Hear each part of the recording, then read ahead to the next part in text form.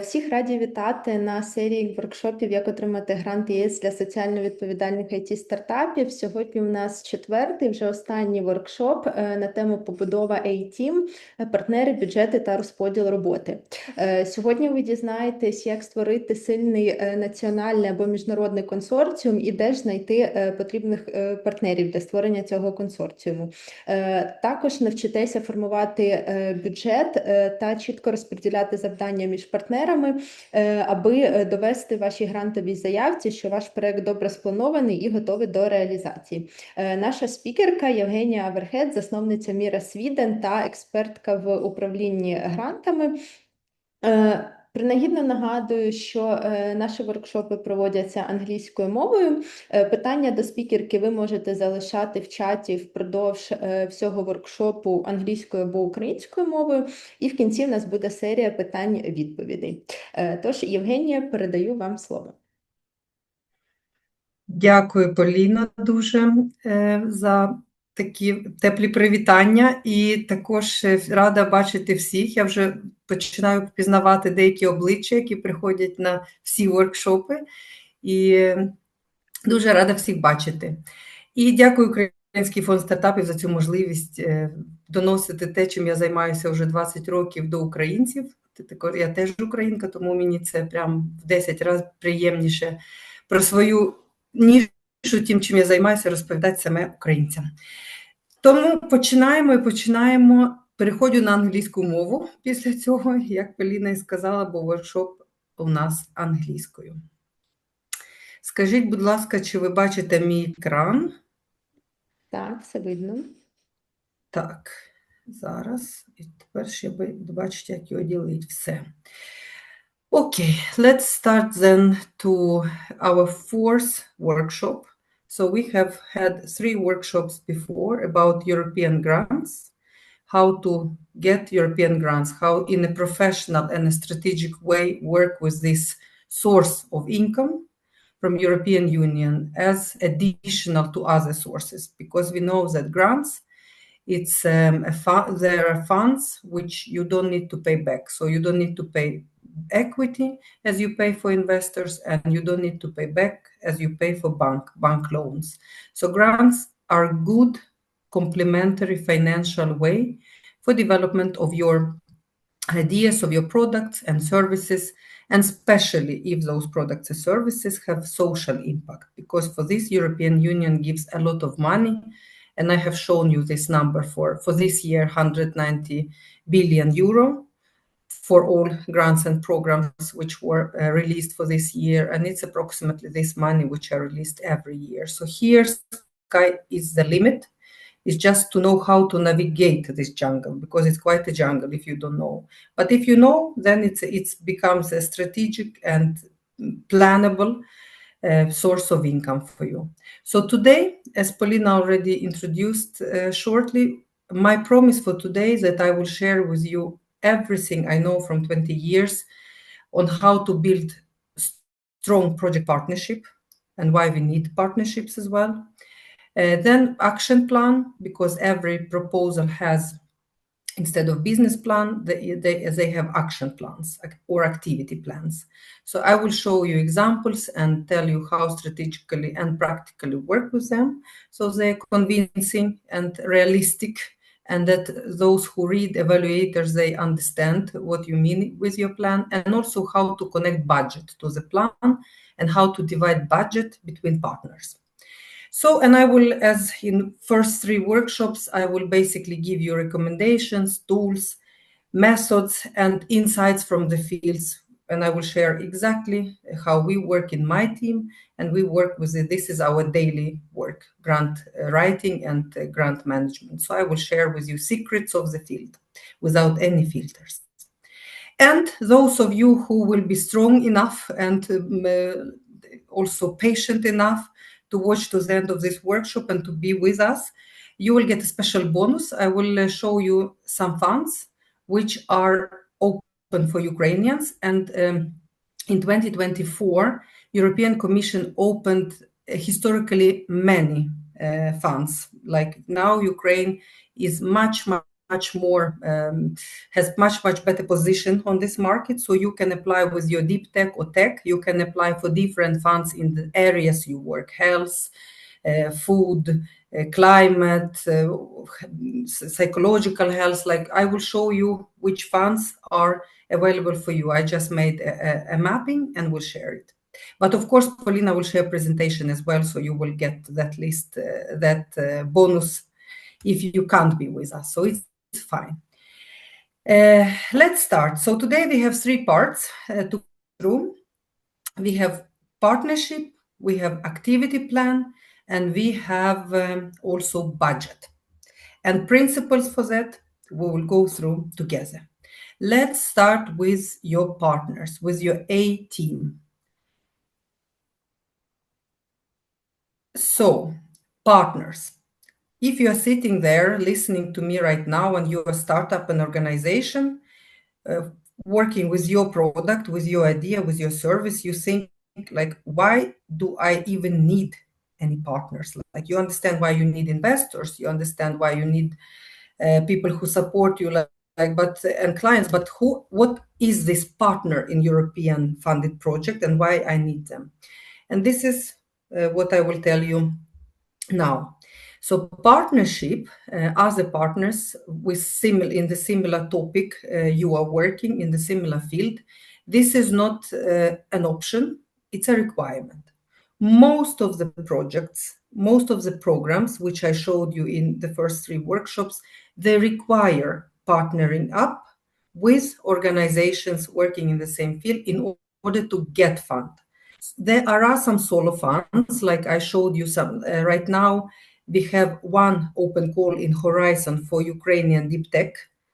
It's open, and the call is very obviously saying that it's a solo fund, and you apply it as an organization. But normally, this is not the case. Normally, it's partners.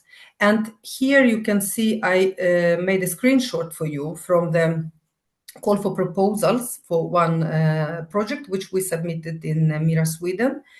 And here you can see very like criteria. It's very clear that they want minimum 5 partners, beneficiaries and non-affiliated entities from 5 different member states. So they are crystal clear what they want, and it's a technical criteria which we need to fulfill in order to even fit to the funder, in order to be relevant, in order to be eligible.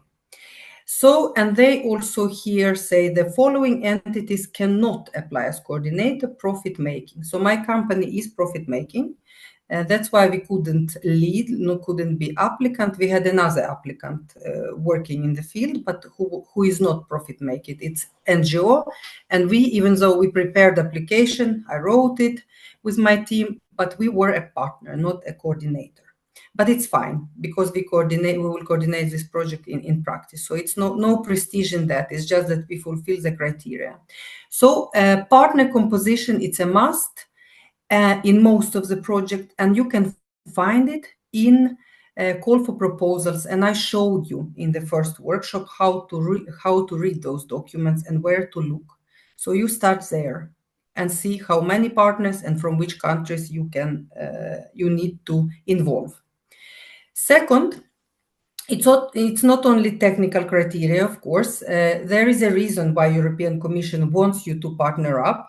They want to see that your project will really create this social impact we're talking about. Even you are all working with tools, products, services, which are supposed to make a society a better place. They are for people, even though you develop applications, deep tech products, but they are for people. So everything can be actually offered and served and described as social impact idea. Everything, I'm sure, that absolutely everything. So, but it's not enough to show like, this is my product and I am great and I believe in my idea. You need to show that you can scale this product, that you have strong network and expertise, which will contribute to your project idea, to take your idea to the next level, and to make sure that your idea lives. Because when money finish, the grant giver, the European Commission, they want to see that there is potential for survival. Because if they see that the partnership is weak, that you have a couple of schools and they don't really have this know-how, and that you yourself not well connected, then they don't really believe that you can create this impact. They don't believe that you will reach out to the audience you want to reach out. They don't believe that you can make this product a business product after. So really your partnership, it's your strategic choice to show that your idea is credible and that you have all the expertise you need in order to make sense out of it and do the results you promise. And here I want to also make sure when we speak about partnership in European projects, it's important to remember that it's not only international. Like here they say 5 different member states of European Union, but partnership can, and also it's advised in many situations that they are also national partners. For example, when we submitted this project for 5 different member states, and Mira is Swedish, a company established in Sweden, but Mira is working in one area. We are working with social entrepreneurs, we're giving training, but we needed a public authority to show that really what we develop there will live, and then it will be integrated in local policies. So we invited municipality. Or sometimes you need to have university. So you really need to think strategically, who are your national partners? Because partnership and all the scalability, credibility is the whole concept of your idea, even in your home country. So I always think in this matter, like, okay, what is Mira having, which competence, which area of expertise we have, and what we lack. And we always invite nationally a stakeholder who can complement us, so that we are really strong, that it's not only us who come up with the idea and we don't know what to do with it. It's always someone else. So it's national and international partner. So apart in these 5 different member states, we had like 10 different organizations, or it can be 8. But it's really not only mathematical number, it's a strategy when you build consortium. Please leave your questions in the chat or write down, because I go through the presentation and then we can talk more. But if you come up with something before you forget, write it down. So now you understand what is partnership and why it's important. And now the question you have in your head, those especially of you who are not experienced in this area, for whom it's the first time, you think, what the heck? Where do I even look for those international partners? National, it's clear. Of course, you know your municipality, your university, you know where to go, but international, where to look for them? And here I have a list of where you can look. You have, of course, your network, and in social media, it's hundreds and thousands of channels.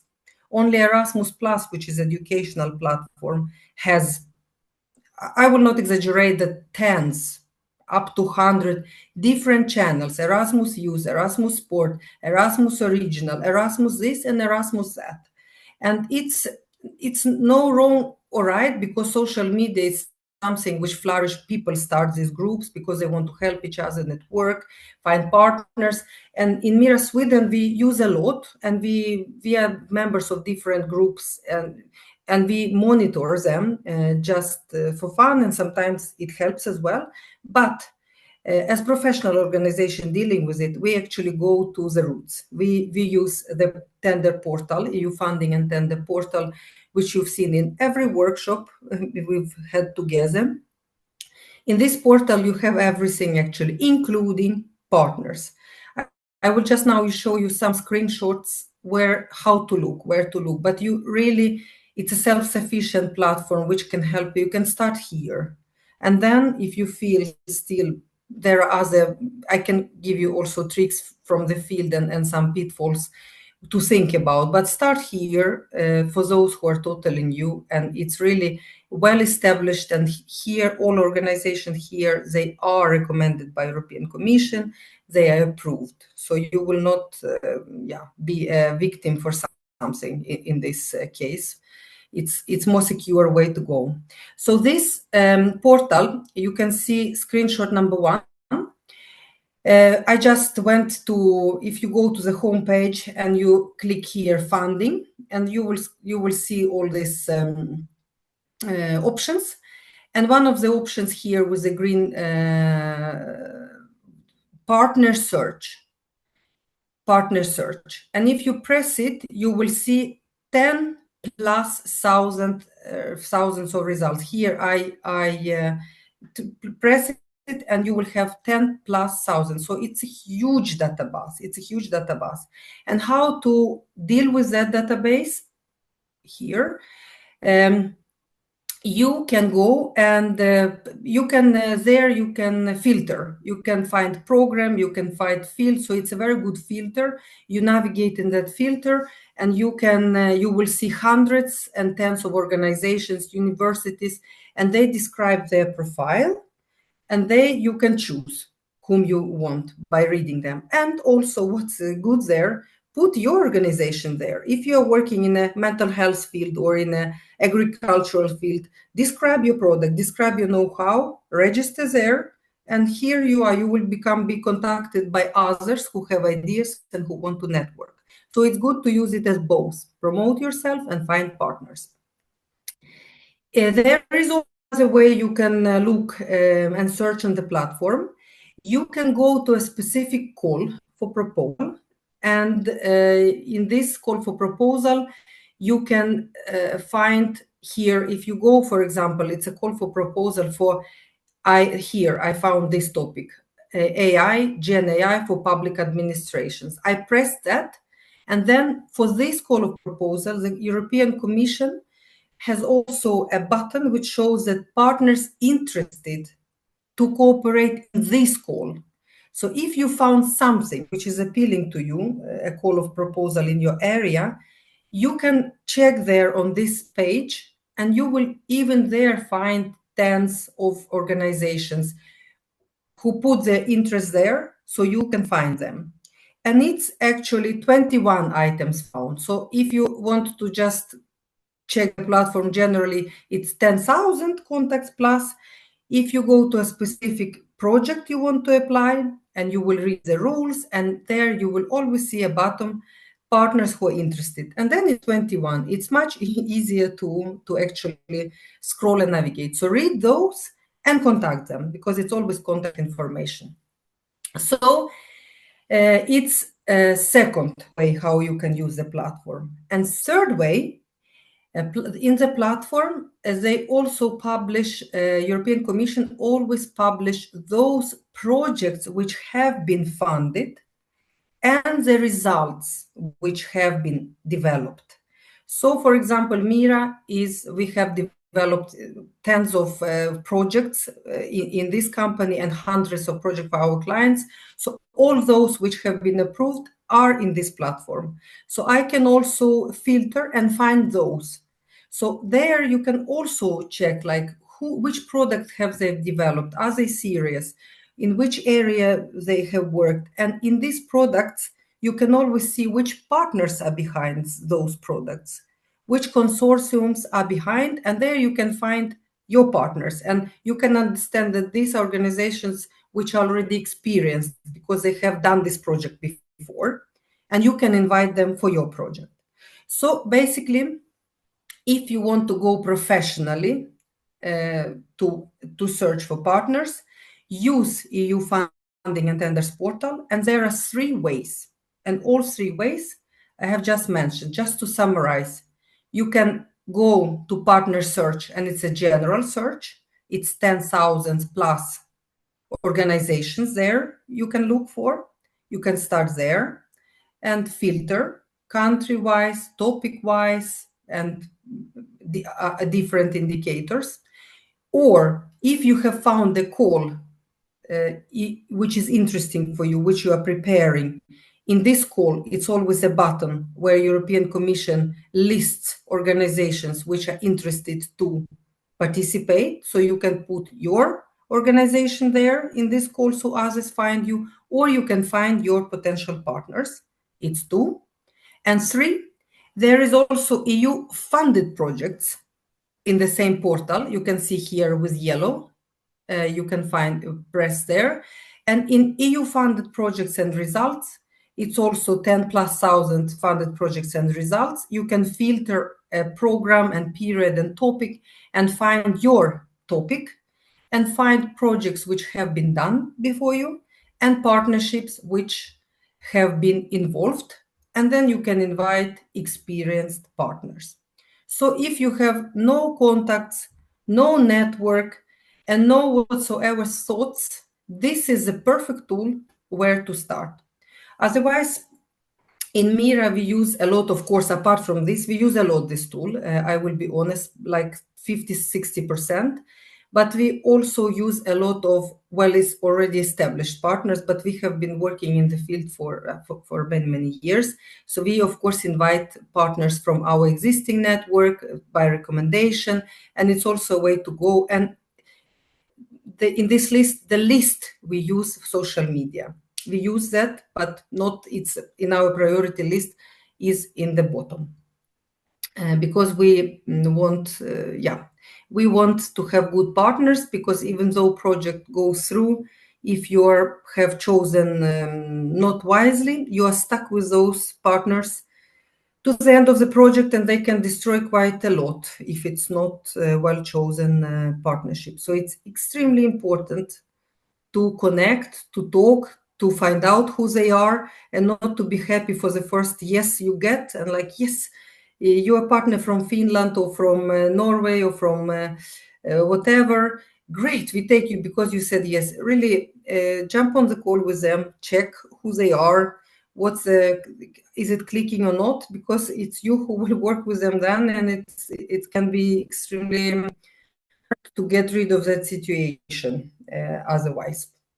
So this is the second very important step. So step one, we discussed why you need these partners, why it's important for you. And step two, even if you understand why it's important for you, you have a question, of course, where to look for them. So now you have these two questions answered by me. If you have more questions or comments or something you want to know more, write in the chat. We will follow up with that. But now you know these two secrets. And before we continue with, because it's a lot of information today, your head will be exploding of all that info. So I want you to also engage a little bit and just take a minute break and to think yourself.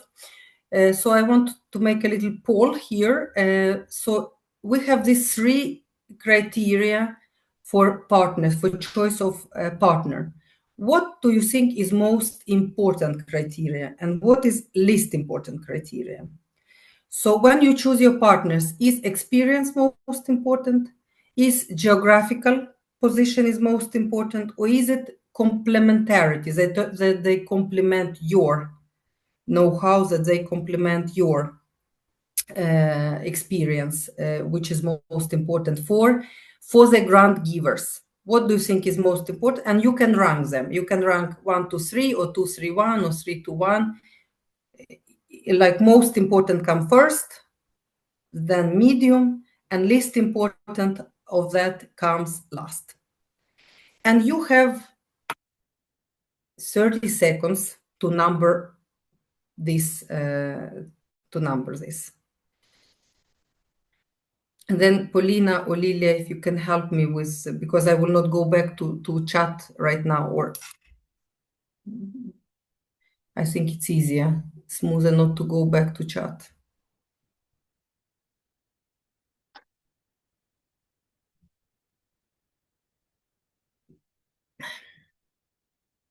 Do we have any answers? Yes, there are several answers. 3, 1, 2. 3, 1, 2. Okay, so it's complementarity, experience, and geographical coverage. Okay, thank you. Very good guess, very good guess. It's someone who is working with grants. Okay, more options? We actually have several answers like this. And Yeah, and no other options. no other option. So it's unanimous complementarity, that someone who complements you and offers to the consortium something which you don't have. Second, experience in the field. And 3, geographical coverage. All right, that was a wrong answer, but it was a good guess. It's actually complementarity, geographical coverage, and experience. Experience comes last in the grants. Complementarity, it's extremely important. It's what I said to you. It's strategic. It's strategic. You show why this consortium, what each partner has, which little puzzle of this bigger picture each partner has. So all these puzzles become one beautiful Lego house or one beautiful picture, which is like balanced and like they come together. Complementarity is number 100%. But geographical coverage plays a very important role in European funds. They want balance. They want Southern Europe, Eastern Europe, and they want Northern to be represented. So I know that this rule is not very well written in the grants, but we always use it. So it's a life hack for those who write, of you who write, that try have the coverage of the whole European Union to show that because South and North, it's very different systems, it's very different conditions and contexts, and European Union wants to try these innovative ideas in different. So it's very good to show that you are trying and that it's really European solution. So geographical is important, and experience, it's really less minor important. Experience in grant management and in the project management is really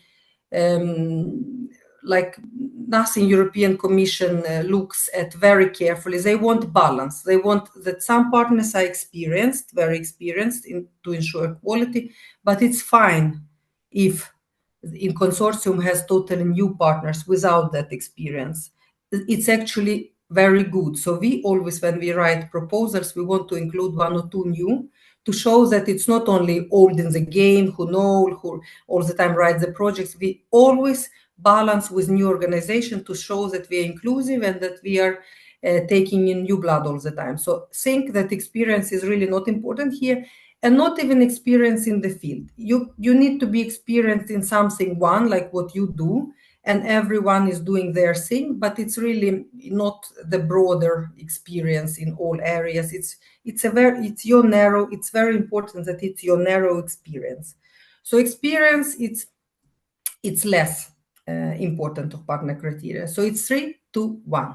But thank you for good guesses. They were really, really good, and I would guess that myself, to be honest, if I didn't work with that for so many years, because it's a little bit unwritten rule.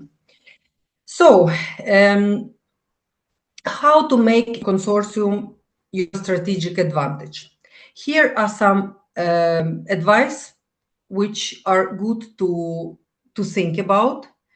So when you build, it's not only tick the box. It's not only to invite from these geographical areas, one from Spain, from South Europe, one from Sweden, from North, Middle Europe, and Ukraine, and to show we have geographical coverage. We have this type. You really need to motivate. You really need to motivate why this consortium. Why do you think that this consortium will solve the problem you want to solve, and why this consortium has this expertise as a common expertise, like all puzzles, which will really solve the problem. And this is very important. You need to show this complementarity very, very clearly. No general terms that we are all professionals in the field and it's really concretely. Organization A does this. Organization B has this. Organization C is very experienced in grant management. Organization D is very experienced in deep tech, like in development, but they have no experience in grant management. But it's fine because it's covered by organization C. So you really describe all competencies and then how they all come together and make your project realistic.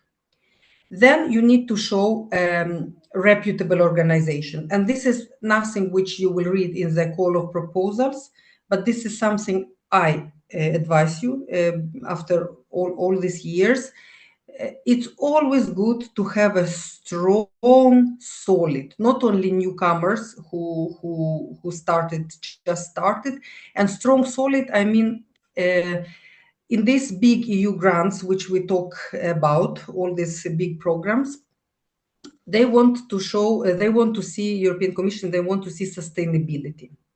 And sustainability is covered by either public organizations, most it's like how European Commission reads it, or university, or big organization with a lot of resources which can continue to work on the product even after the project. So it's always good if it's a group of organizations like startups which have this brilliant idea. I always recommend to include a couple like business parks or universities or some like grounded for whom it's not they are not only working with this product you're working, or not only working with grants, but they have broader, they solid roots in something to show that you have a good roots. Someone supports you stronger than your idea. Something is broader than your idea because it shows credibility. And if such a stakeholder like municipality, university, business park supports you, it shows that they believe in you, and it shows that they, yes, European Commission saying that if they believe, we believe too. So it's very good to have a couple of strong organizations always. Then it's show shared commitment. It's very good that partners are involved in, I will talk later about activities and budget. Don't do it in your corner and then just share some result with partners. Then you will not get committed partners, and then the project will be not good and application will be not good. Involve them. As soon as you have established partnerships, then directly reach out, build workshops, meetings, when you talk to them, when you together work on that, because they really need to share your concept, your plan. They need to provide their point of view from their country because contexts are different, and also budget. They need to feel that ownership, that they are involved in development of the concept, and that they are involved in the budget. Budget is extremely important because money is energy, and energy we need for, this is why we apply basically. So everyone wants to be involved in the budget. That's 100% life hack for you. And then when you involve them, of course, you will have very clear division of roles, and budget will follow that division of roles. So it's really life hacks. Don't do it, because many organizations who are unprofessional invite Mira, for example, and they just like, and I think, it's an interesting idea when I get concept note, and it's in line with what we do. Yes, we can support that as a partner. And then they disappear. They don't follow up. They don't share with us anything. They don't involve. And then they get yes from me and then nothing.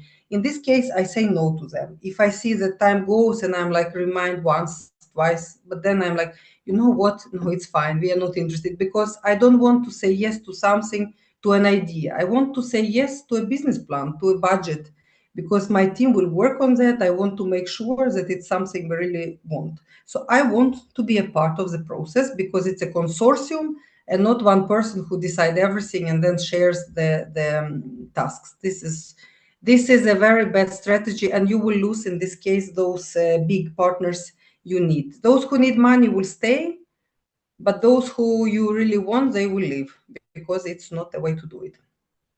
And so this is it about partners. Concretely, what we do, if we are very practical here, what we do in Mira when we write proposals and invite partners, it's also life hacks from our everyday life, everyday working life. We do these 3 steps. We always develop a clear concept note of our idea. In this concept note, it's our pitch, and it's good that it's not 100 pages, but it's 1 page, where it clearly says which call of proposal we say we apply for, how much money we want to apply for, which partners we are inviting, and our idea. Very, very short. It's basically elevator pitch with main concept. And this concept we send through this portal or through our network to those we want to invite.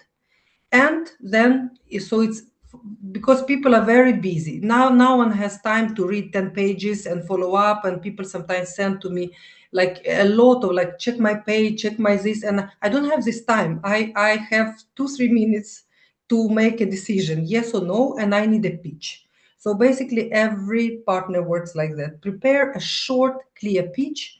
And another thing I want to say here, I've seen many times some trainings where people work on concept note for weeks. Like some organizations are getting paid for like, let's prepare a concept note. And it's a training when we meet 5 times and we prepare a concept note. And it's madness because you don't need to pay for this knowledge, because concept note, basically, ChatGPT can help you with that. What you need to be clear, you need to make the steps which I described in the first and second workshop. You need to have a clear idea aligned with what donor gives money for. And this idea, you need to just clearly write in this. You don't need a special format, a special template, a special way of writing. There is no such thing of a concept note. It's just something short and concise to respect time of the people you send. And you can, after, if your idea is clear and if you have a good pitch, good elevator pitch, ask ChatGPT, write a concept note for a Horizon program, for this program, to invite partners to present it in a clear way without any technical language, in a clear way. Through 2 seconds, ChatGPT gives you answer based on your idea. Idea is important here, not these formulations and templates and all these sticky notes. People are working for weeks, losing their time and money. So this concept note is something simple. I urge you, focus on idea and not on formalia here, okay? Good.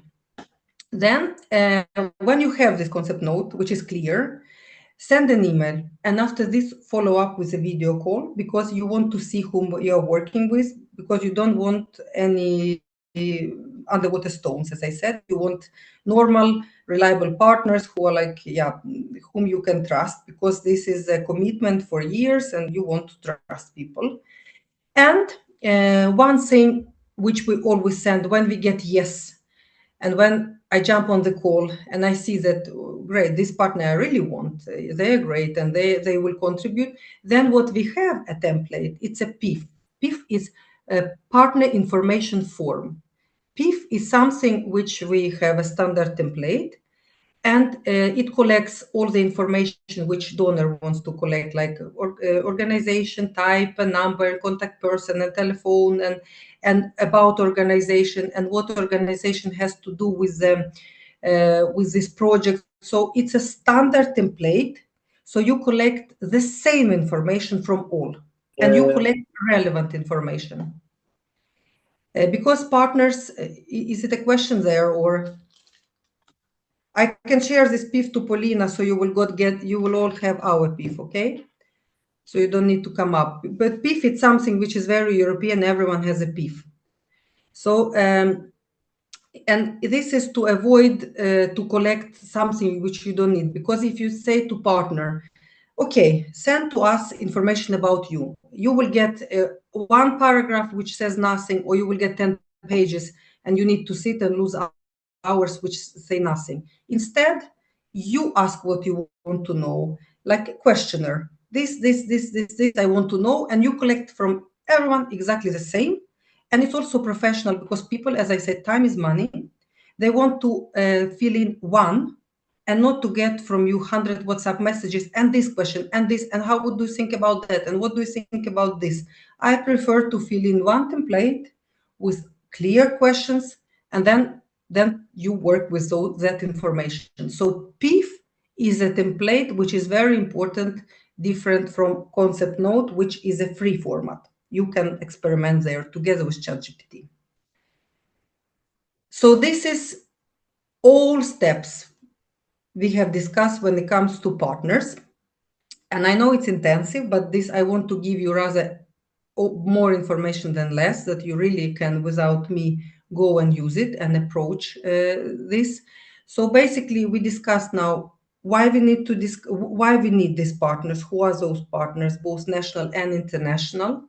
Then we discussed where to look for them, and it's a portal which I advise you to use as your first option. And we also discuss strategically how to approach that it's complementarity, which your first criterion, and then other things to think about. And here is how Mira works. It's our methodology, basically 3 steps we use with every project we do of these hundreds we submit all the time. So these are a roadmap for you. Just copy it to save your time and nerves. Let's go to the next step without breathing, just maybe one breathing and breath out. So you now go to the next step. It's action plan, business plan. So basically, you have now you have your partners, and now you need to create a business plan of your proposal. And those of you who watched previous workshops, which were about part B in the application, they know that each application consists of several parts. Part A is normally digital part. It's information about address, consortium, budget, like technical details. And part B is your pitch. It's basically where you write your idea, you describe the problem, where you describe your partnership. This is where you pitch and you answer questions. You follow the template, how you pitch your idea. So in this part B, there is always an action plan. It looks differently, but the principle is the same. And I will share the principle with you, so you can apply it in any application you will find. So it's not, you will be not, don't be afraid of that the form is different. Just you understand the principle, why it's there and what you need to do. So that form is just answering the questions, basically, if you strategically understand what you are doing. So basically, action plan is the next step when you have concrete idea, when you have concrete problem, and then in order to arrive there, you can watch previous workshops and do that. And then you have your consortium, which we have learned today how to do. And with this consortium, you build your plan. And this plan, it can be called differently.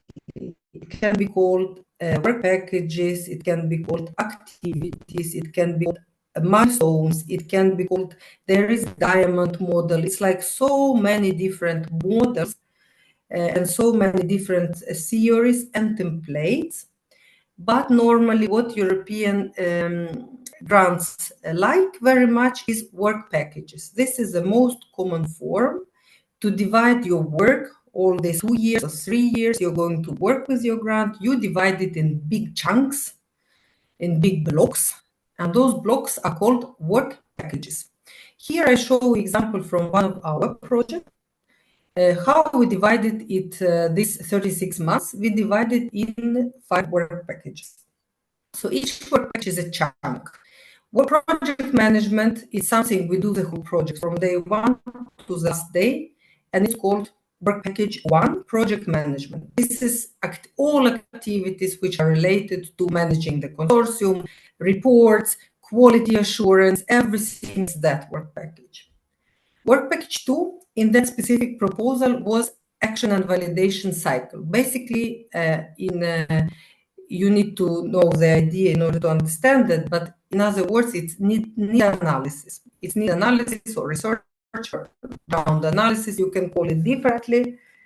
But we did it also, it was like a startup idea project, lean innovation, which we did to all the time collect information. So from month 2 we started and we did it to the last month. So it was also a huge work package, which was during the whole project. The work package 3 was building Trust Accelerator. It was our product which we were building, and it was technical part, which it was technical solution with AI. So we started month 10 when we had data, and we finished month 32. Then we needed to develop a policy. It's a policy level. We had policy stakeholders on European and local level. Those policy stakeholders learned how to transition all our findings to policies, and they worked also during the whole project. And dissemination is like spreading the result. It was also the whole project. So this project is very like almost all work packages are the whole project.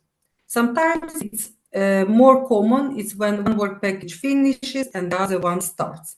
But it's really something you discuss with partners. If we did the research survey or analysis, we finish this with the report, then we start, we test, we finish this work package, and so on and so forth. So basically, it's very individual, depending on the project, how we deal with that, and you discuss it with partners.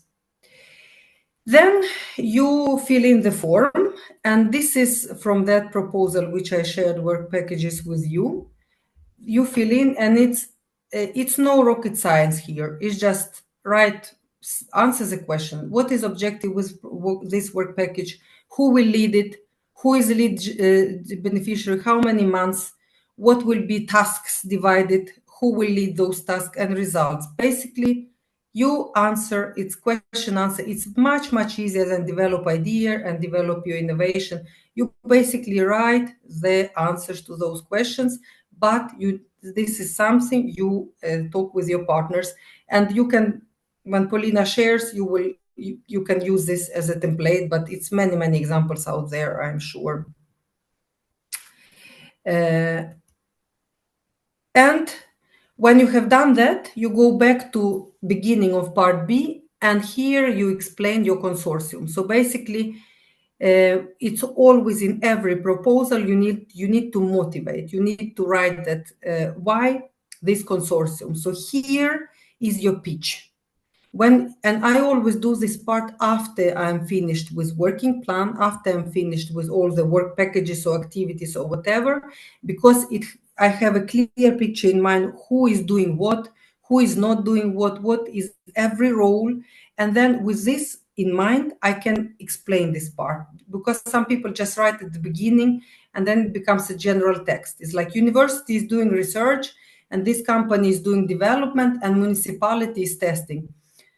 It's not enough. You need to know what's your plan, and then you will really give these little details, little hacks here that evaluator will be convinced. So wait with this part until you have filled in your work packages, and do it last, even though it's at the beginning of the proposal.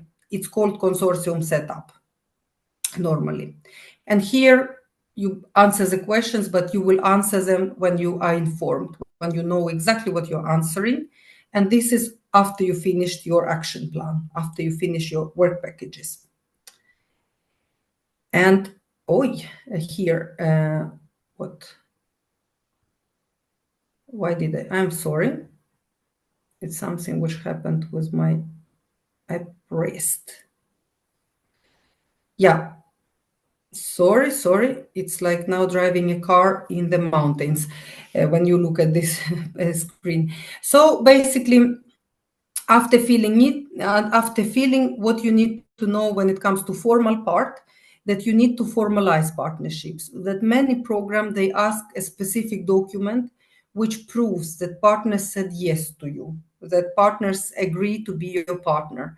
And it's normally called letter of intent or letter of support or different names, but the same concept, that it's also, you read in the technical criteria what they want from you, and don't wait until the last minute you submit when you send. Collect this information in advance, because people are busy and you are risking not to fulfill technical criteria if you wait. So when you at the beginning doing your PIF and collect all that information from partners, send also this letter of intent for them to sign by their director. So you have this document, and if you need other documents, sometimes they require CV and other documents. So check what you need and collect in advance, so you have it already filed and ready, and then you can work with your part B and not be nervous about, not in the morning of when you need to send, you start like, oh God, letters of intent, I need to send, because then it's a risk that you will fail because people will not reply or something. So just one more thing to say about partners, that in these proposals, it's normally two categories of partners. It's partners or associate partners. Partners are those who are formal partners of the consortium, who sign an agreement with you and also who get a part of a budget. So they have concrete activities in the proposal, and to these activities you link their budget, so they get the money as well. And associate partners, or silent partners, they're called sometimes. These are unpaid partners. It's someone who supports you, for example, local government like municipality or university, but they are not paid. They just show the letter of support that they support you. They will be involved, like sitting in your like steering committee or testing, but they're not paid. They support you for other reasons. So they also need to send a letter of support. You also mention them in the application, what they will do, but they do not have any money. They do not have any budget. So you need to be very clear in the proposal who is your partner and who is your associate partner and their roles. So this is also a technical hack, good to know for you. And now, budget. So now when it comes to activities, I know that it's a lot of information, and I warned you that it's a very heavy informative workshop today, because I want not to miss anything. I want you to have all the information in hands to be prepared. So when it comes to activities, you know that there is a form. Part B, it's normally second part of the part B, which you need to fill in. And it's called different weight activities, milestones, work packages, normally work packages. So you discuss with partners which activities you want to do, how you want to cluster these activities in work packages in bigger chunks of work, which dates and who is doing what, and then you just practically filling in that form. It's just a technical work. You fill in, answer on the questions, and then you also motivate in part B why you chose the partnership, and you have a clear picture in mind why you chose them and who is doing what after you do this part. So leave this part for the last, motivate your partnership. So it's just a short summary from activity plan before we go to budget. How to translate action plan into a good budget.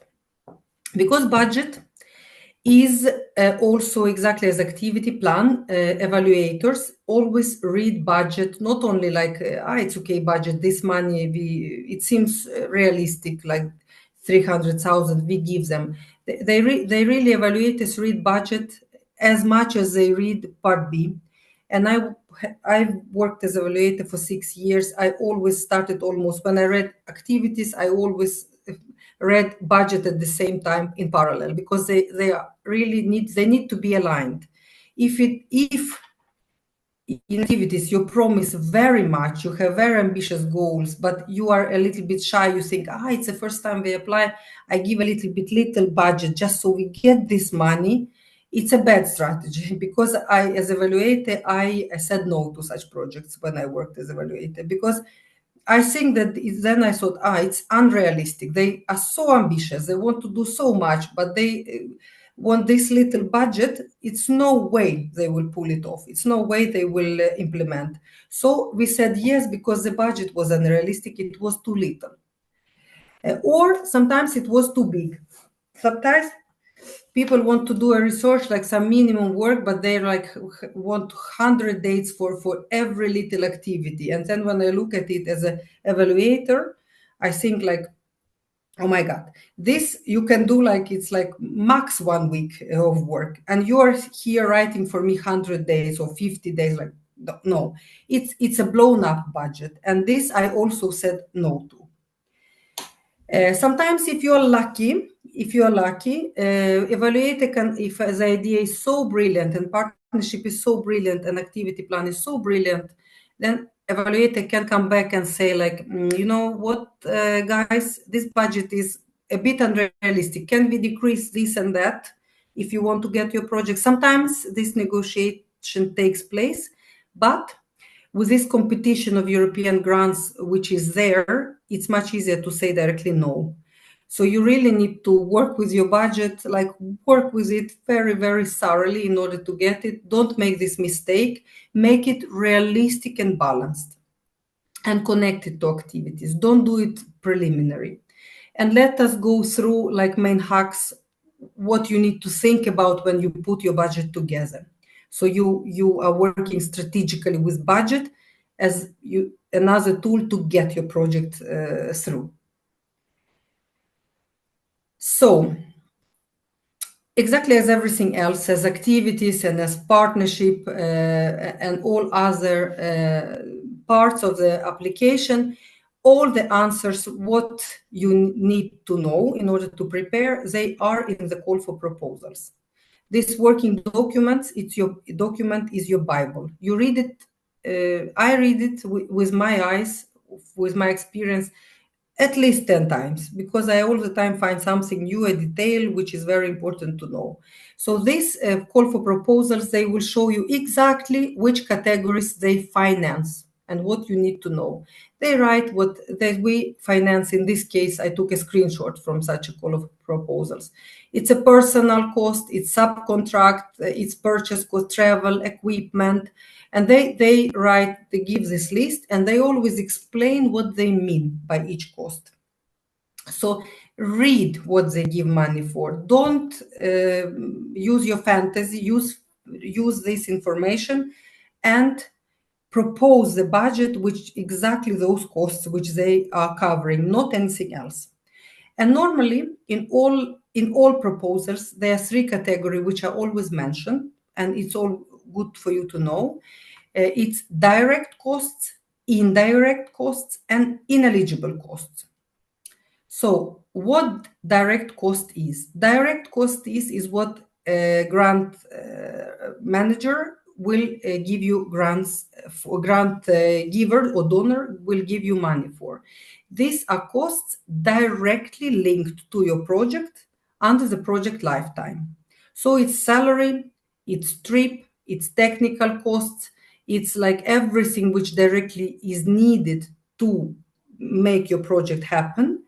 Exactly number of days which you need to spend, trips which you need to make, licenses which you need to buy, facilities which you need to rent, exactly related. So in your activities plan, you write what you do, and then you calculate for each category what you need. So these are your direct costs, and they need to happen during the project.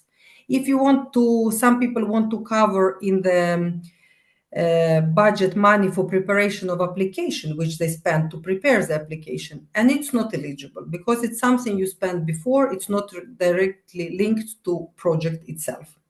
So this direct cost, it's really important. It's under the project lifetime. The last day of the project is the last day of the expenditure. You need to spend everything, because the day after, everything you spent already ineligible because project finished. Indirect costs, they are also eligible. This is something also European Commission pays, and they are called indirect because they are not directly linked to the project implementation. This is not salary connected to need analysis or development. This is not facility. It's something which is your organization needs to carry this cost, like overhead costs, basically, which you need to carry out in order to make this project happen. It can be printing of materials, it can be facility like electricity, administration of your financial manager. So normally it's a lump sum. You get a one sum, you get like 7% or 5%, and you don't need to report them in any way. You don't need to show justification. Like direct costs, you need to justify, you need to send proofs. Indirect costs, it's something you don't need to. It's just a lump sum. You get out of your total, you get 7% for everything overheads which you don't have to report. And ineligible costs, every time they're also mentioned. It's application writing before the project, it's debts, it's membership, political purposes. The list is long, But yeah, it's every time donor writes what they will not pay for, and it's good to read so you don't include those costs in your proposal. So this is the what grants pay for and not pay for. And you can find, this is a technical information, and in call for proposals, you can find it and read carefully when you make the budget that your direct costs are exactly what they pay for. Indirect costs, it will follow the lump sum out of your total budget. And ineligible, don't include something which is not, they will not pay for, European Commission. Yes, and here I will not say too much. You can read it after when you get the presentation, but basically it's always a budget form. They are very different.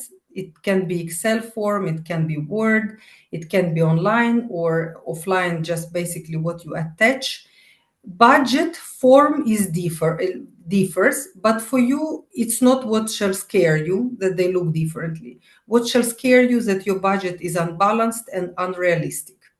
You need really to go like manually for each activity, for each partner. You need to write what you need, which money you need, and then base the budget on that. So worry about content, worry about the data and not about formalia. How this Excel, sometimes they look very scary, very big, but they are, it's never the problem.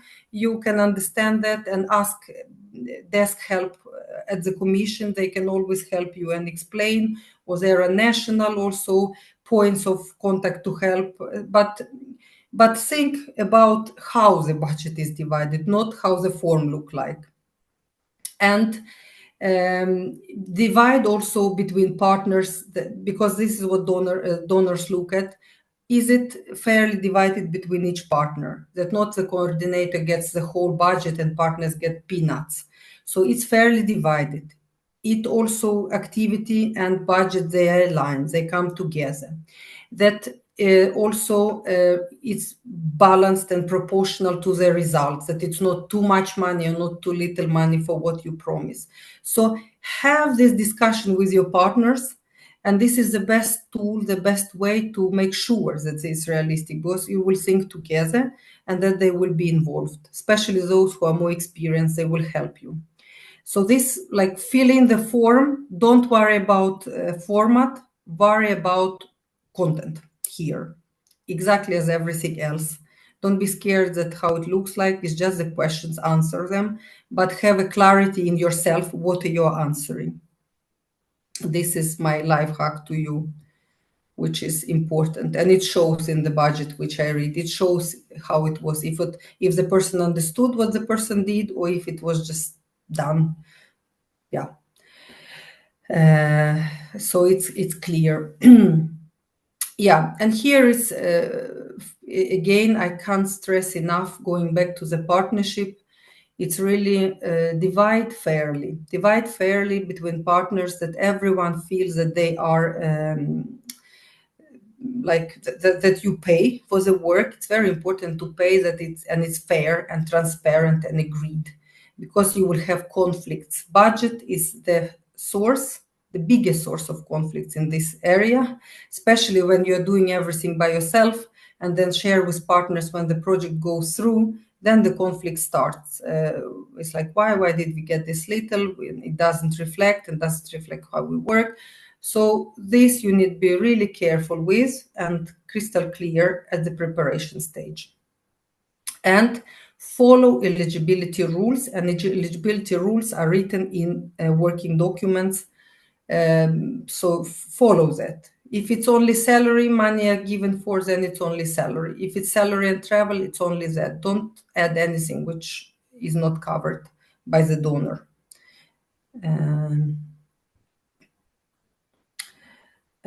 And I will now, I'm sorry, I need to plug in my computer because the battery is dying, I think.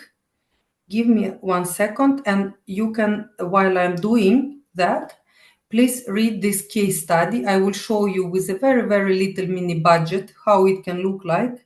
So it somehow I want to you to think a little bit for yourself and to melt this information because it's a lot. So while I'm plugging in, please read the case study and I will go through it like a minute or two. Thank you.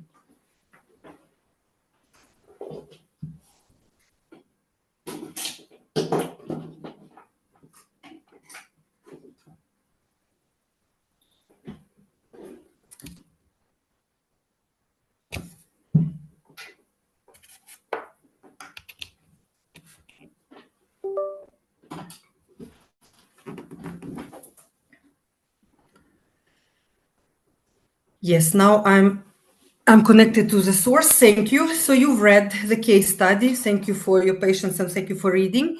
So basically, this is if I apply for a super little project, 6 months, 9,000 euro in total, 9,500. I want to develop training material and implement training workshop on digital skill for youth. It could be a youth Erasmus project. Or something. So basically, this is how it could look like in work packages. If it's only 2 partners, Ukraine, who is leading, and Spain, who delivers, they have the know-how. They are, if, for example, Ukraine has youth, and they have all this experience with youth, and trainers in Spain, they have know-how what you want to train in this digital skill. So you come together, you build the project, and then you divide in these work packages, project management, design, like development of this workshop. Then you do the training, local training delivery, and then monitor and report. So you see that I divided in work packages, activities in which work package, of course, you break according to the template more and describe who is doing what and what results and everything, like what template asks you.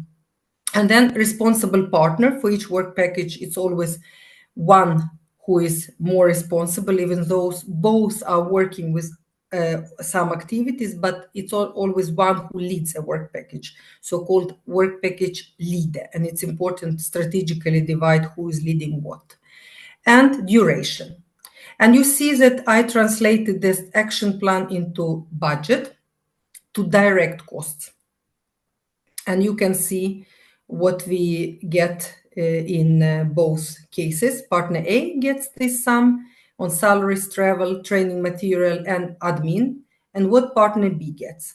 So it's this hopefully is building on an agreement with partners after a workshop, both activities and budget, and it's aligned.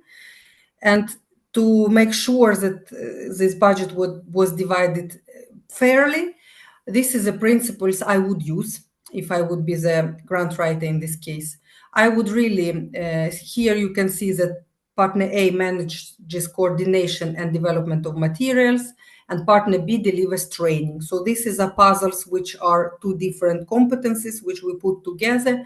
And of course, bigger share for partner A because it's more job and more responsibility. And each partner knows exactly before we submit what we are doing and what are they getting paid.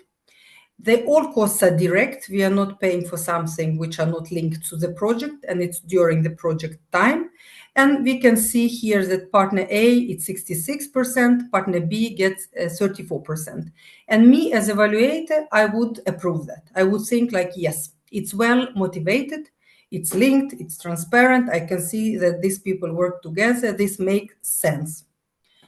Because if it would be 50-50 in this case, I wouldn't believe that budget, because I would think like partner A does much more. They develop material and they coordinate.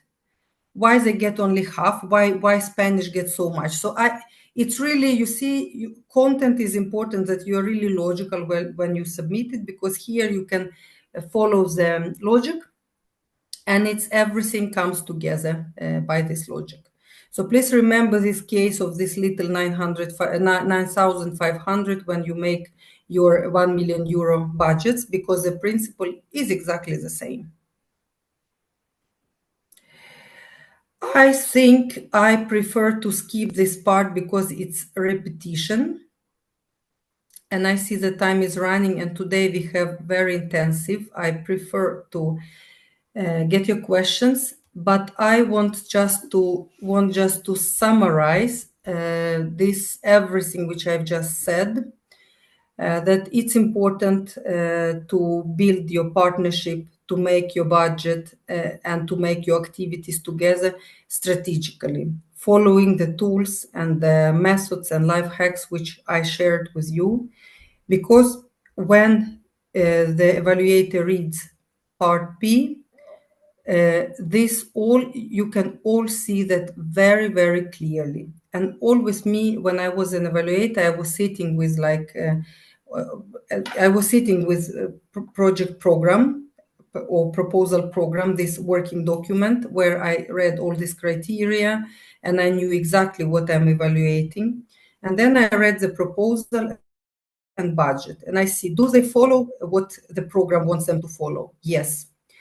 Then the second thing I looked like this partnership, is it realistic? Are they experienced, less experienced? How are they built? And then I read like motivation, and I said, yes, it makes sense. I see that this mixture will really make what they promise, because they pitch it very well. They motivated here in the proposal very concretely and clearly, not in general. It's very concretely, clearly connected to the project outcomes and activities. Check. Then I thought, yes, okay. The next step, activities.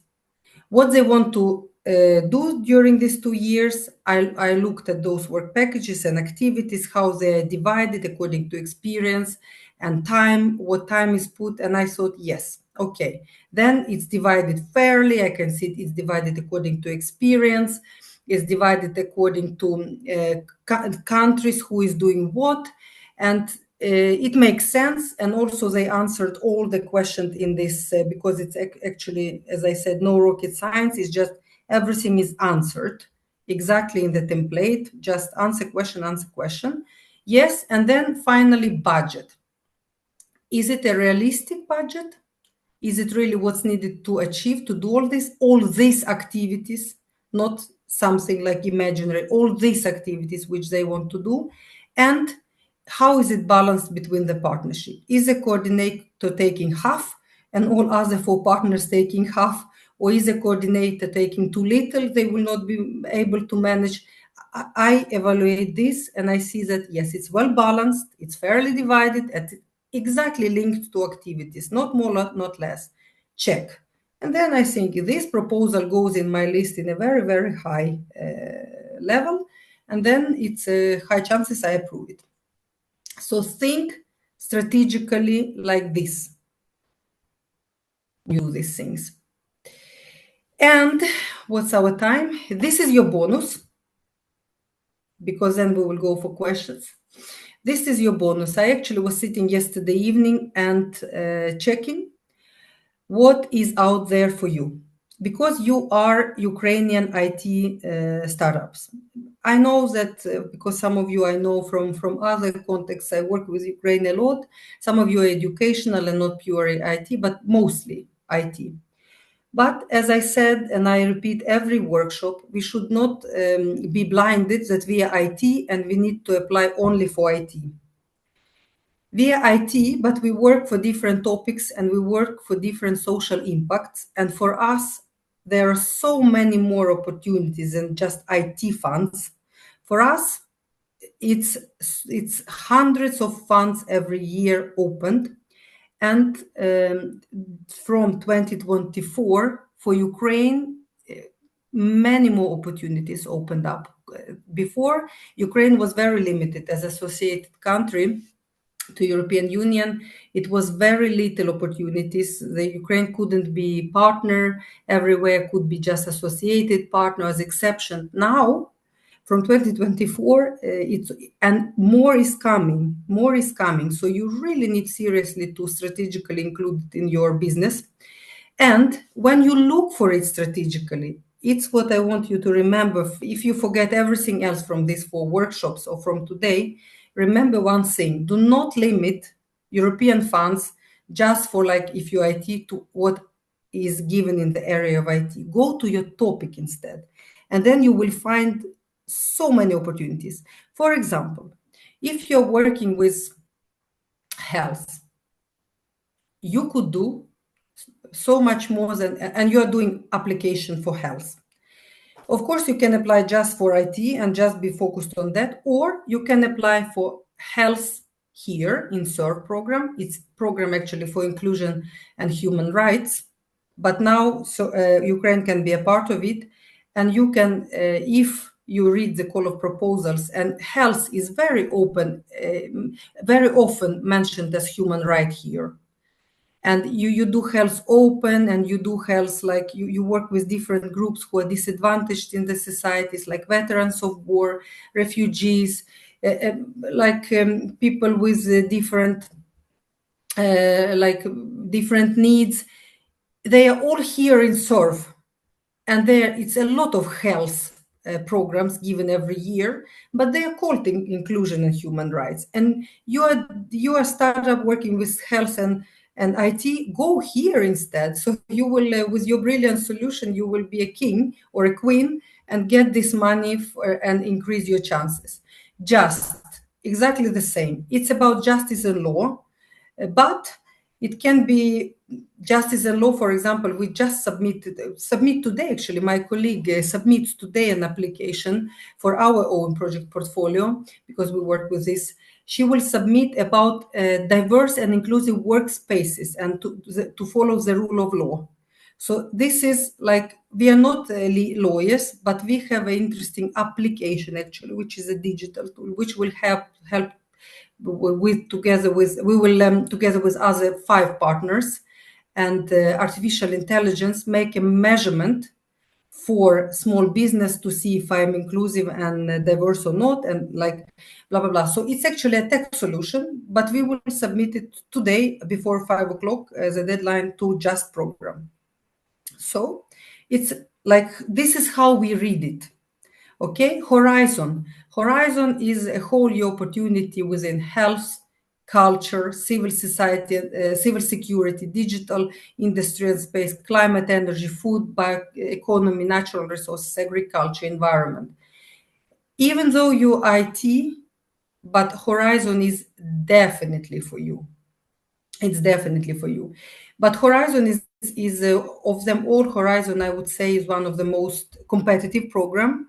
Something which is less competitive for Ukraine, but exactly the same value. It's EU4. It's called EU4. It's an umbrella name. EU for health, EU for business, EU for culture, EU for environment, you said, or energy. This is like Horizon, but this is done exactly, this program is open exactly for partner countries like Moldova, Ukraine, Georgia, Eastern Partnership region, to align with EU standards. But it's less, it's less research and more practice in this EU4. So this, for example, is something for you. Or Digital Europe is also like Horizon, but it's less research and development of totally new from scratch innovation, but more deploying and scaling up your digital solution already existing to strengthen Europe's capacity. And so it's Digital Europe, and Ukraine is also there.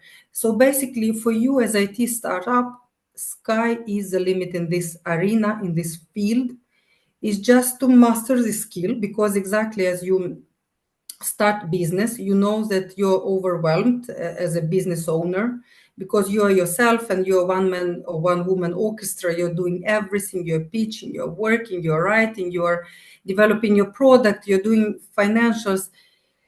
As a grant writer, it's exactly the same. If you're not if you're not experienced, but it's a skill, it's a muscle. It's a muscle. If you train it, you will fail once, twice, but then at the end you will master, and it will stay with you forever. You can also, it's a way to learn, but by your own experience. But you can also join the courses where you can learn. You can join the program to become writer quicker. And in Mira, this is actually what we do. Apart from writing, our biggest niche is training this. So we are doing courses, boot camps, we are training in this. We want to develop this skill, this muscle much quicker to show the results and leading. So you can also join Mira or other activities and learn this skill quicker and use it strategically for your company. Or you can also go to consultants and buy this service. But it's quite expensive. But yeah, it's as I told you in one of the workshops, it's quite expensive, and it will anyway demand a lot of you because it's the consultants, they will not write by themselves because they don't know your idea. You will need to like basically lead and give the content. You will need to give them this meat they are working with. So this is also something you can work with. So by educating yourself, basically by going through trainings, you increase your chances from 0, 1 to basically at least 20. So because this is, as I said, it's not a rocket science, it's a muscle. And here, as the last slide before questions, I want to just show you a little bit of advertisement that you can join us. We have this training opportunity which is coming up now in November, but we will also reach out to you who are participating with us today. We have also one-day boot camps where we are like, it's very concentrating, training concentrated, but a little bit cheaper when we write together. Or we do this training, then we do, it's a lot also for you. You will improve a lot just to watch these 4 seminars, which so kindly, Ukrainian Startup Fund invited us. Only watching those 2 already will give you clarity how to proceed. But yeah, you can educate you more by trainings like this. Or also, it's for me, it will be personal pleasure. It's our last time today. If you subscribe to this newsletter, because it's Mira Sweden newsletter in English. And this newsletter is my baby. I write it myself. And here I write every week something hands-on, like tips, tricks, funds coming out, how you write, partnerships. Like I share basically from my everyday work in this field, everything with the subscribers. We have many subscribers. This is our tribe, our network. And if you want to become a part of it, and it's free of charge, it's just a newsletter, subscribe, and it will be your direct connection with me, because I'm the one who is the author of those. And I would be pleased if our tribe increases in Ukraine too, and not only stays in European member states, because Ukraine will become European member states as well soon. Join training or newsletter, or just email me or contact me in other way, write in Messenger, and we will be in touch even after this workshop. So now I am trying to go back to the screen. I stopped to share, and I thank you for all of you. I see quite of you, some soldiers are left. Thank you, because today's been the most intensive of all 4. Today's been the quickest I've talked of all 4, because it's 3 workshops: action plan per se, budget per se, and the partnership. But I really wanted like share everything I can, because we can't do like endless workshops. I really hope this value you get, I wanted to give you also. So sorry for this intensity, but it's because it was a good intention behind. So your questions now, let us see here.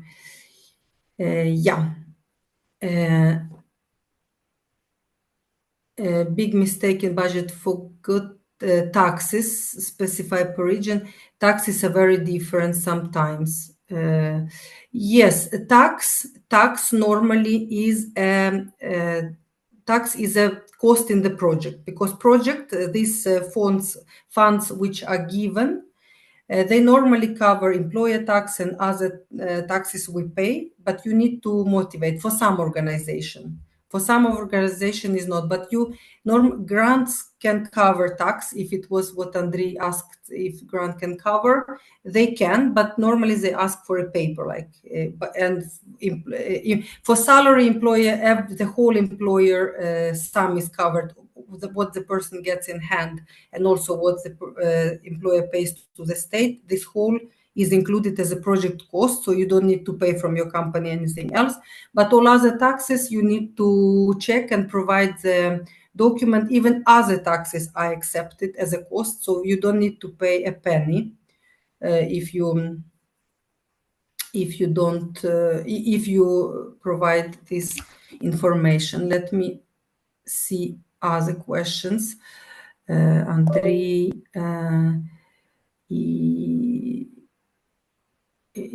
noisy, something wrong with connection.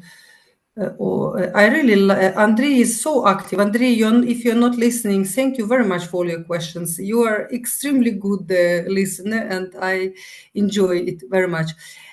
Also, ideas which never work to try connecting with NGO as first donor. Answer similar, pay me for consulting. Yes, that's true.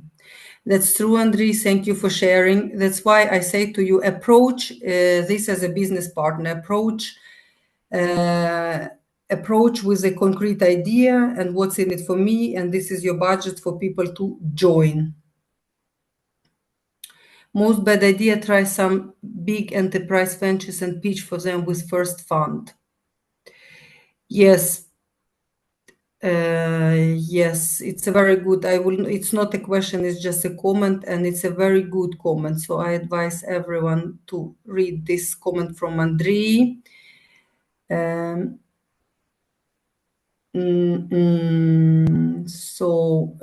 Most challenges, you have zero money and zero trust.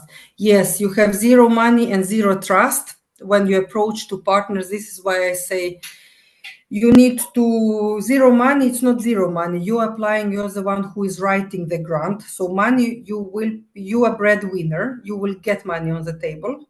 So basically you will provide money for you and your partners. And it's not zero, it's a lot. If someone is writing, it's very appreciated. But zero trust, yes. That's why you need to do all the steps which I mentioned in my presentation.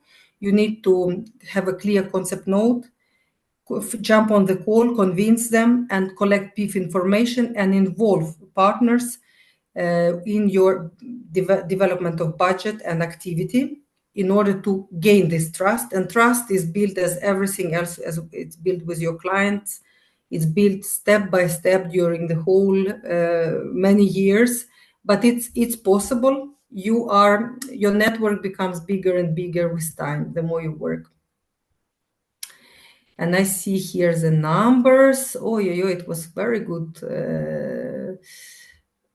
Yeah, I just paid Crunchbase for searching potential partners. Yeah, you can pay, of course. It's a lot of paid services, but if you don't have money as a startup, it's not a good way to invest, because it's free, very good databases, which I explained to you in European portal. Start there before you are willing to pay something. Yes.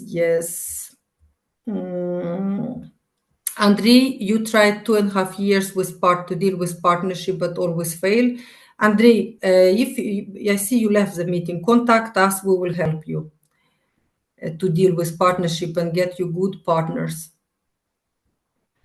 So because we will help you, because you've been the most, really participated in all workshops so well, so we will do it for you free of charge, because I really enjoyed your questions and participation.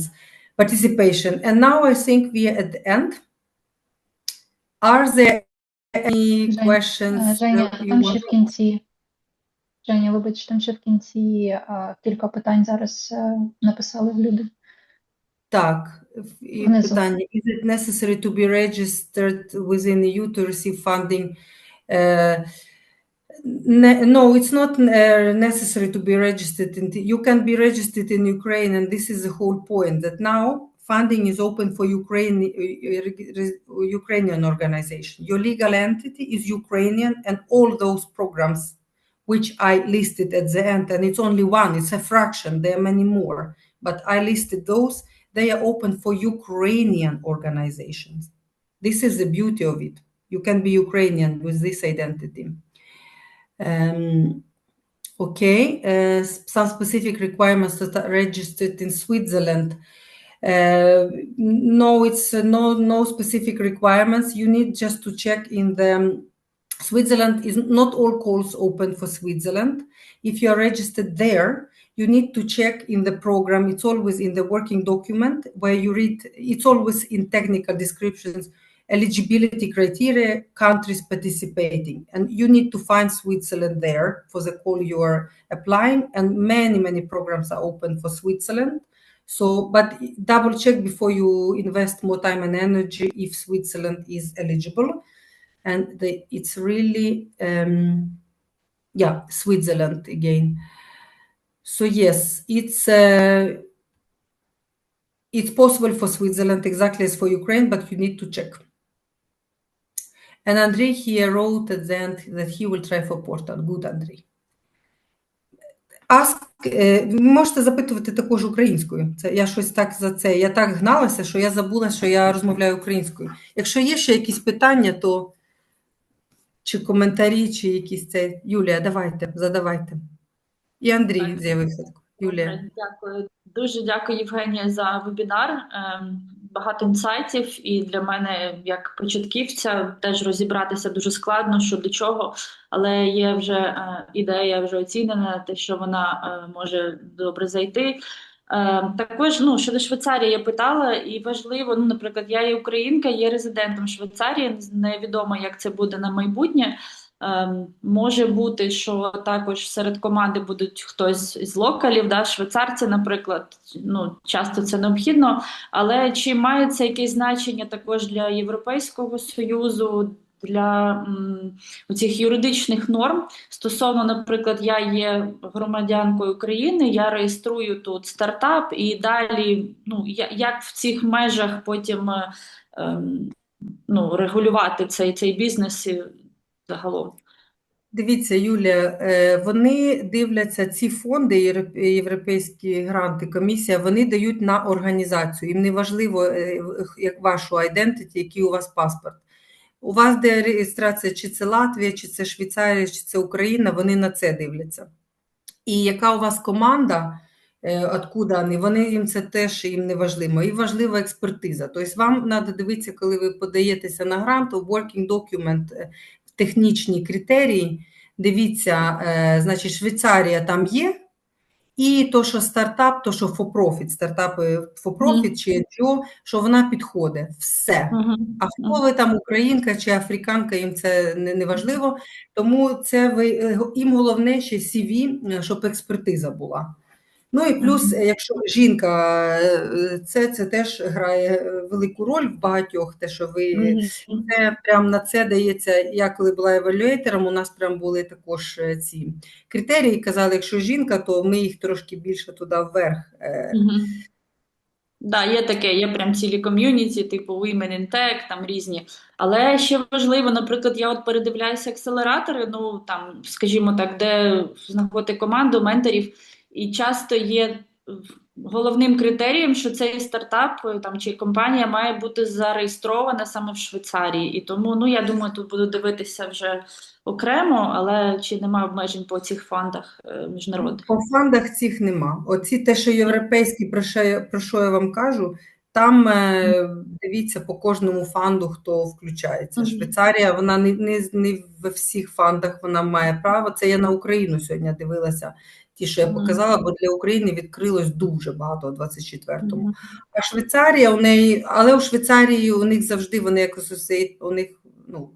у них більше можливостей навіть, ніж для України. Тому реєструйте там собі спокійно і ведіть оттуда бізнес, все нормально буде. Так, якщо це можливість, так.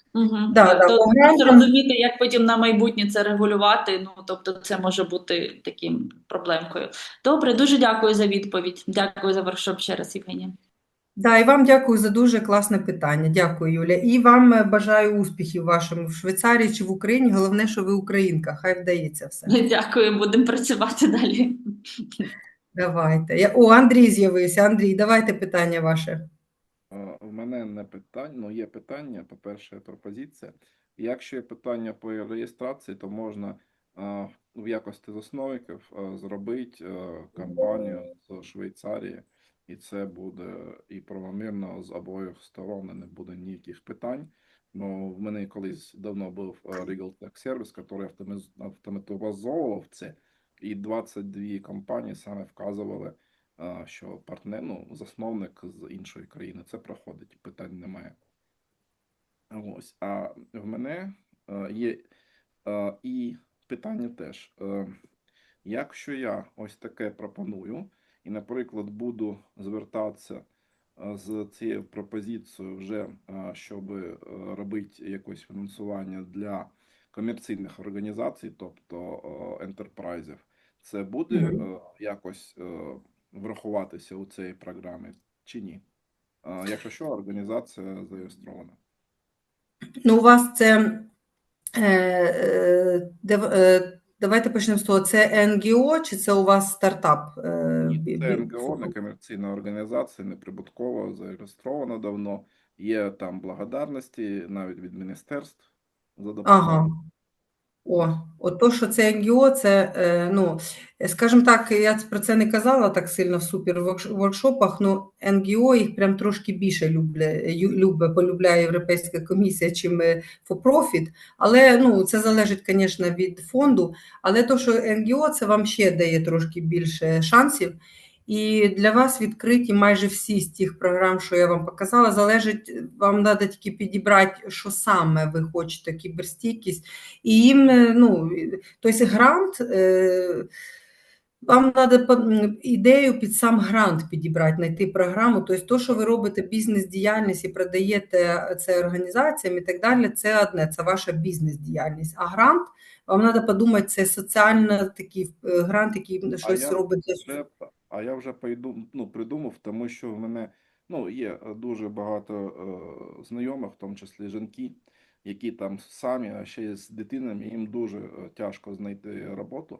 А у Cyber Security є такий напрямок, як пентест, там не потрібно взагалі спілкуватися.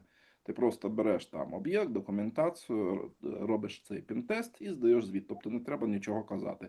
І це саме для тих, у кого проблема з мовою, вони там, наприклад, не можуть спілкуватися, да?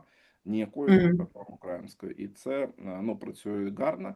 Я вже тестував з одною, яка в Японії, тобто вона японський взагалі не розуміє. І ось це як проєктна робота, яку вона здала. Вона це робила на своєму університеті, там знайшла деякі можливості. Це там дуже гарно її відмітили і її далі проштовхнули по кар'єрі. Вона японський тільки навчається. Тобто вона може, ну, ці іерогліфи з транслейта туди-сюди. Ось. Да, ну це прям дуже соціальна ідея. Тобто вам можна подивитися по цим, там і серф вам підходить, по тому, що я вам показувала, зараз я сама гляну, бо я вже забула. Тут вам можна подаватися багато на що. Тільки треба, ну, єдине вам треба от прям, ну, ви розумієте, що кожен фонд, ваша ідея, вона ідея, а кожен фонд, якщо це жінки, і це, якщо це інклюзія на ринок, і ви на ринок праці, ви допомагаєте з працевлаштуванням, і то це прям серф програма. Оце Inclusion і Human Rights, це прям ваше. Туди можна подавати цю вашу ідею, вона туди підходить. Є також інші, Erasmus+, вам підійшло би також теж програма, там є Education and Training, ви б могли якось зробити навколо якийсь пакет тренінгових послуг для жінок, для того, щоб вони там цим додаток з ним користувалися і так далі, і навчити, тобто ви можете якось це до Education приліпити, і тоді вам теж підходить. Forward looking вам підходить. Forward looking це теж іде типу Horizon, там теж education, і там такі йдуть інноваційні рішення для таких соцпроблем, як безробіття, і то, що жінки, і оця тема, якщо ви знайшли якийсь спосіб допомогти жінкам працевлаштовуватися і виходить на ринок праці через це ваше рішення, це у вас НГО, то ви підходите в SURF, Erasmus, Forward Looking, ви підходите і EU for Business, ви підходите сюди. Якщо це взяти групу молодих жінок, то EU for Youth. ви підходите в Digital Europe, якщо це додаток, який там дигіталізований. Тобто ви підходите в багато куди. Але вам треба просто розуміти, це те, що я намагалася навчити за ці 4 воркшопа. То вам треба думати, дивитися, значить, вашу ідею, як її підлаштувати під кожного спонсора. Тут фішка. Якщо це education, от як я можу, тому що ваше, вам можна прям під все по цьому списку почти. Ну, це, звісно, не agriculture, ну, якщо дивитися там, де є education і там, де є employment, то прям ви все підходить, а воно везде є. І вам просто дивитися, так як по цим воркшопам я навчала, дивитися так, куди підходить, що вони хочуть, і як я можу зробити твіст в цей, послугу до цього зробити, якось його там докрутити, якось нову групу, нову цей. І вам треба під оце підлаштувати, під оцю ідею, і вам можна прям, у вас крута оця штука, і можна дуже багато під що цей. Я вибачаю, що ми так час займаємо, але це дуже важливо. Я вам дякую дійсно за ваші питання, тому я вам дійсно хочу допомогти. Тому вам прям дивитися треба по цим колам, де я оце назвала, там, де education є, і там, де є employment, або entrepreneurship, отам дивіться все, читайте. І під це можете вже грант. Приходьте на наші буткампи, і там я вам допоможу, прямо, якщо ви знаєте, або вам програму прямо підберемо і напишете вашу ідею. І партнерів, я бачила, у вас були питання до партнерів. На самом деле це, ну, якщо ти новачок, це як і везде, це, звісно, цей. Але через цей портал, і плюс ми вам, якщо з нетверк допоможемо, то це на самом деле, ну, із всього іншого, це не саме складне питання, скажімо так. Саме складне питання – це ідея, а вона у вас вже є. Ідея дуже проста. Зараз з AI поширилось стільки кібератак. Ну, банки про це мовчать, але такі організації, які були атаковані, вони, ну, мабуть, всі знають, англійська компанія була, там AI подобрав пароль від одного сотрудника, зайшов і все потер. Тобто компанія збанкрутилася, перестала існувати. І ось це нові вразливості, які традиційний безпечність не захищає, бо це не код, це не людина, а це AI, який взаємодіє з людиною. Тобто ти отримуєш письмо, нічого не робиш, але воно вже там з Гугла його прочитала і всі твої документи відправила. Тому що там є такий текст, який, ну, викликає його це зробити. І також, в мене є, ну, раз вже ми таке пропозиція. На жаль, у мене з некомерційних організацій тільки один замовник був, Borderlands. А я би хотів як мінімум 2, а краще 3. Якщо в кого є організація, яка, ну, потребує якийсь там кіберзахист, або аудит провести, або там когось навчати, будь ласка, звертайтесь, буду дуже радий допомогти, тому що коли в тебе є, ну, що показати, якийсь трекшн, щоб дивили, що ти не просто ця ідея, вона, ну, може, нікому не потрібна, а є саме організації ось з цієї аудиторії, які це потребують, там можуть надати фідбек, то я знаю, що на це дивляться дуже гарно і прям чекають на це. Да, і дивіться, Андрій, я вам ще хочу сказати, що стосується фондів, то там може бути просто ідея. Ну, Horizon, там у них єдина технічна у вас ця рівень, вони дивляться, а всі окремі може бути просто ідея. Так що, якщо і в цій ідеї можна, через фонди можна саме тракшн спробувати, людей знайти, тобто ви можете фонд застосувати як вашу, ну, замість того, щоб безкоштовно працювати, через фонд. Але там вам треба будуть партнери, але це ще й краще. Ви знайдете клієнтуру, ви продукт протестуєте, ви його докрутите, і все це, ну, оплачує, скажімо, Eurocommission, тому що вони цим зацікавлені. І по кіберсекюріті є і Digital, і Horizon також. Прямо, якщо вже брати кіберсекюріті як топік, не тільки соціальну складову жінки, тобто ви можете туди і туди дивитися. Тобто це... Але дивіться, коли ми працюємо, у нас бізнес-інкубатори, ми працюємо, ми докручуємо, у нас приходять багато людей з ідеями, ми їх докручуємо, поки їх там інвестор візьме, або поки у них клієнти, то саме через соціальні проєкти добре прокручувати, тому що ти, коли ці вже гроші виграв, то ви там вже і робите собі і тракшн, і людей, і все, і на все це у вас є гроші. Тому я вам раджу на це подивитися серйозно для того, щоб перевести на інший рівень. а все остальне, ну, і, звісно, і бізнес паралельно. Так що я думаю, Буду чекати на листа, щоб я мав Да. зайти. Да. І Да, також давайте буду будемо. чекати, да, якщо хто забажає, від організації, або там аудит, або тренінг, або щось. Так, дякую, Андрій. Дякую. І, на жаль, ми перевищили наш ліміт, але це останній воркшоп, тому ми ну, з радістю все-таки це зробили, тому що це були дуже цікаві, по-перше, корисні питання. І навіть ті, хто залишили вже воркшоп, і ті, хто дивляться перший раз, їм буде корисно саме питання ці переслухати, тому що це люди дійсно знають, що питають. От, і тому це дякую дуже за питання. Воно того стоїло. А зараз передаю слово Поліні. І від мене дякую і за цей воркшоп, і за всі 4. Це була для мене велика честь з вами працювати. Та, Євгенія, Спокійно. дякуємо. Та, і вам, і за цей воркшоп, і за ваш час, і за всю серію воркшопів. Я впевнена, наші учасники під час всіх 4 наших воркшопів отримали величезну кількість корисної, необхідної інформації для того, аби податись на грант ЄС та мати високі шанси його отримати. Учасникам ми так само дякуємо за ваші питання, за вашу активність. Як Євгенія вже зазначила, ми поділимося цією презентацією та також записами, продублюємо вам записи всіх наших попередніх подій в рамках цієї серії воркшопів.